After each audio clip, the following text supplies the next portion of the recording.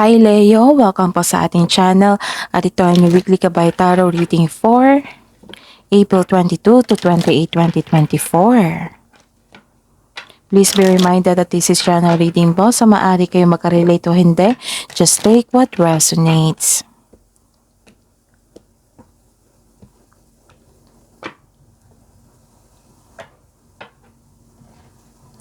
Gamitin ang reading na ito bilang gabay lamang. Balik po kayo dito bukas para sa ating daily Kabay Tarot reading.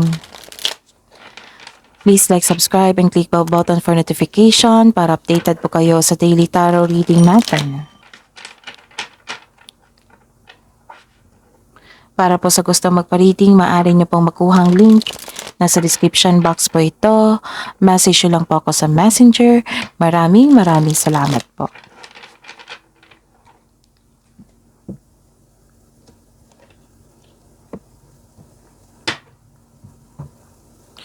Spirits Guide, mga ganap po for this week para po kay Leo ngayong April 22 to 28, 2024.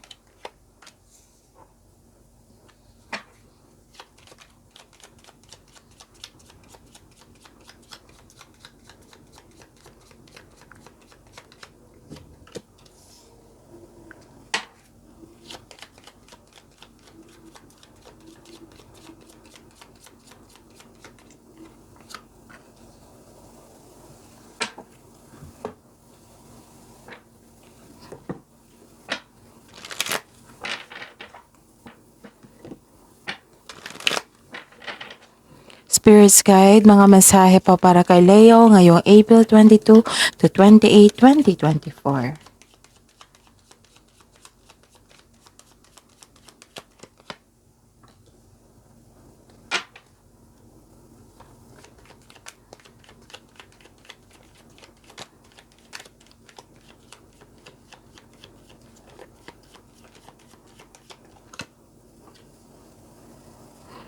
Okay, Leo, ngayong April 22 to 28, 2024.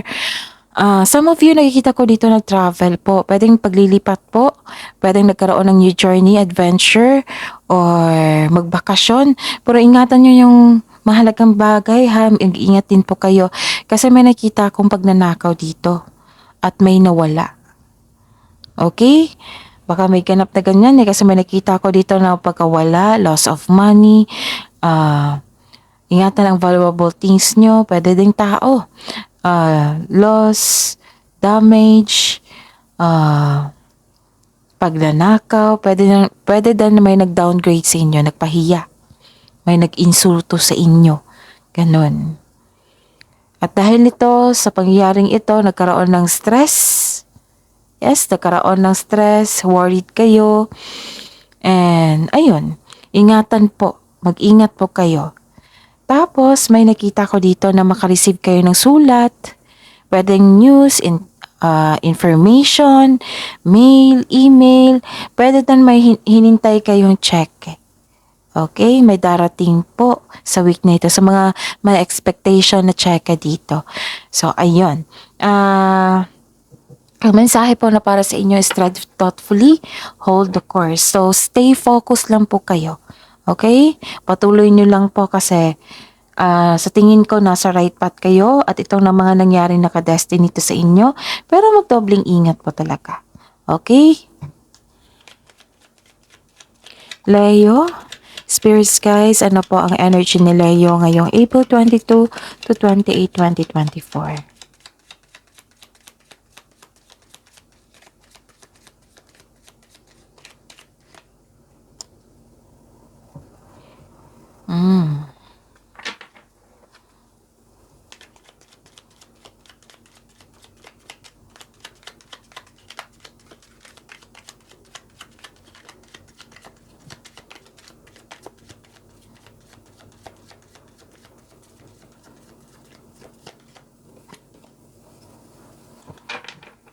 Spirits guys, career and money ni Leo ngayong April 22 to 28, 2024.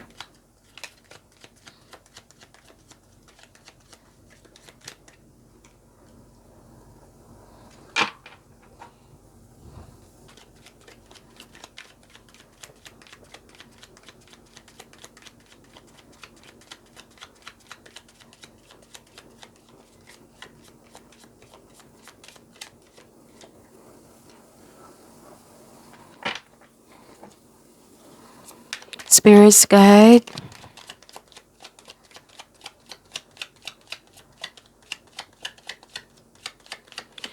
Love life, self-love, partnership, and romance ni Leo ngayong April 22 to 28, 2024.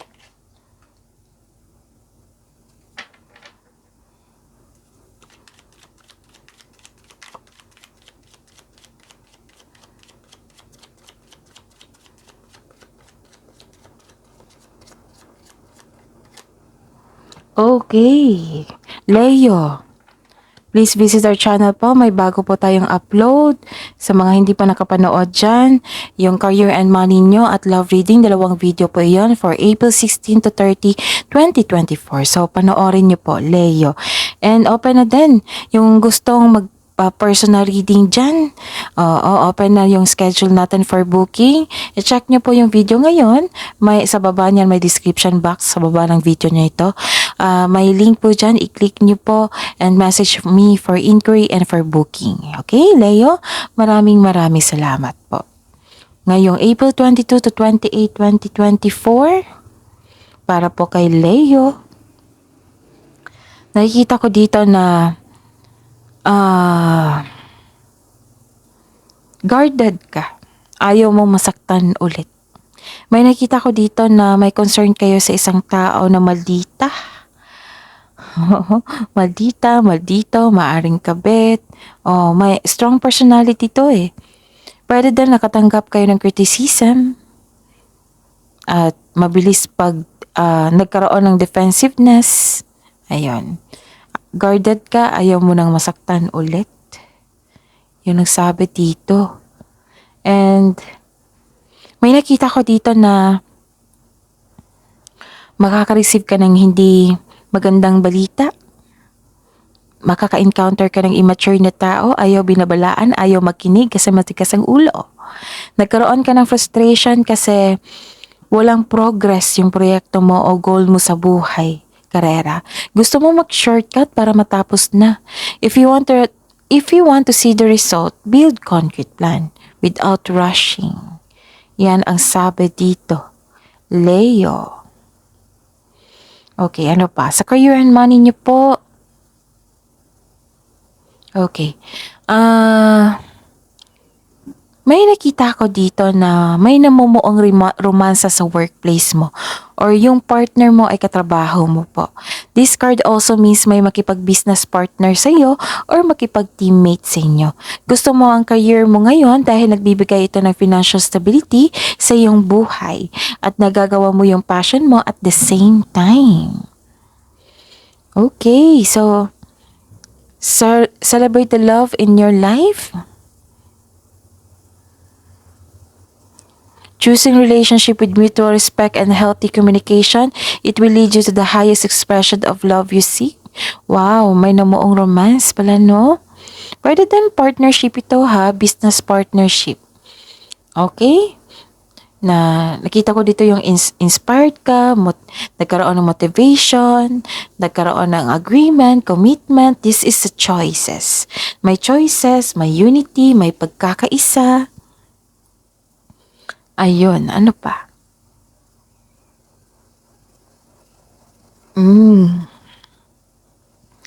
May concern kayo sa isang tao na greedy. May greedy dito na tao or focus sa material wealth. Marahil ito ay iyong ama or father figure or ikaw ito na pinapahirapan mo ang iyong sarili. Pushing forcefully to see the results. Itong sabi ko sa inyo kanina na may mawala. So may nakita kong loss of money dito. Kung hindi pa ito nangyari, dobleng ingat po. Pwedeng ninakaw ito ha, pwedeng nagasta mo ito. Or na misplace. Pwede. And may concern kayo sa isang tao na hindi marunong mag-handle ng money. Yan. May concern kayo sa isang tao na hindi marunong mag-handle ng kaperahan. And sa love life, self-love, partnership, and romance, nakita ko dito yung character mo na you want to win at all costs. Ginagamit mo yung katalinuhan mo o logical para makamit mo ang tagumpay. Gumagawa ka ng aksyon upang manindigan. So, sabi po ng card, trust your intuition, isa kang makapangyarihang otoridad na may malaking katalinuhan. Magtiwala sa inyong boses. Sa ang isang kapareha, may partner po kayo dito na very matalino, matagumpay, ay magpapahayag. Okay. Di ba sa mga single dito, may bago kayong energy, bagong tao sa inyong buhay. May nangligaw sa inyo na very successful at matalino. Magaling itong magsalita. Magipag-communicate sa inyo. Magaling po ito. It might be this is a fire sign or air sign. Fire signs is Aries, Leo, Sagittarius, and Gemini, Libra, and Aquarius. Para sa mga relasyon, ang iyong kapareha ay ginagamit ang lohika kaysa sa emotion, mataas ang pasensya nito. Okay? Ano pa? Pagbalanse din ito pero may concern sa pagbalanse, right? Okay. So mag-ingat po kayo sa taong hindi totoo sa inyo. Kasi may nakita ako ditong black intuition or may taong mahilig magmanipula. Or hinahayaan mo ang tao na manakit sa iyo. Or saktan ka. Masakit itong magsalita. Tapos some of you, hindi pa kayo ready na magkaroon ng relasyon, natatakot pa. Nagpapadala sa takot, nabibigatan sa paggawa ng desisyon. So this card asks you to calm and balance. Yan. So yun ha. Yung challenge, stay focused po kayo. Tapos focus kayo kasi baka may nawala. Baka may nakaligtaan na kayo, napagkasta na kayo. Or pwede din ito, nag-spend time kayo, sobrang spend nyo sa trabaho na walang pahinga. Pero karamihan sa problema dito is pera Nawalan, ninakaw, nagkaroon ng damage. Pero sa pera, bagay, malagang bagay, or tao. Or pagkakataon, pwede din. So, sa mga nag-travel dito, naglakbay, so ingatan nyo ingatan nyo po ang kaperahan nyo or mahalagang bagay. Okay? So, face your fears, face these challenges, i-prove mo sa sarili mo at sa universe na kaya mo itong challenges na ito, na ma-overcome nyo ito. Alam nyo naman, after the challenges, basta bukas lang po kayo, basta makipag-cooperate or tinitake nyo ng action, magkakaroon ng lessons dyan. At may growth dyan na mangyari at success. Okay? So, ayun. So, stay focused. Ano pa? Kung may manloloko, kailangan. Sa buhay pag-ibig may taong hindi totoo sa inyo. Mahilig siyang magmanipula. Parang may kunin siya sa inyo. Nakikita ko dito. Masakit magsalita. Lumabas din dito, di ba? Di ba sabi ko sa inyo, may nasaktan dito, may nang-insulto, may nag-downgrade. So, lumabas din dito. So, 3 card na po nagsabi dito na may lumabas na parang hinahayaan mo ang isang tao na nasaktan ka. Masakit siya magsalita Pwedeng air sign nito, pwedeng fire signs. Pwedeng kapwa fire signs niya kasi lumabas yung energy niya dito. Okay? So, ayun. I think yan na lang. So, that is your reading, Leo. For this week, April 22 to 28, 2024, please like, subscribe, and click the button for notification para updated po kayo sa daily tarot reading natin. Maraming salamat.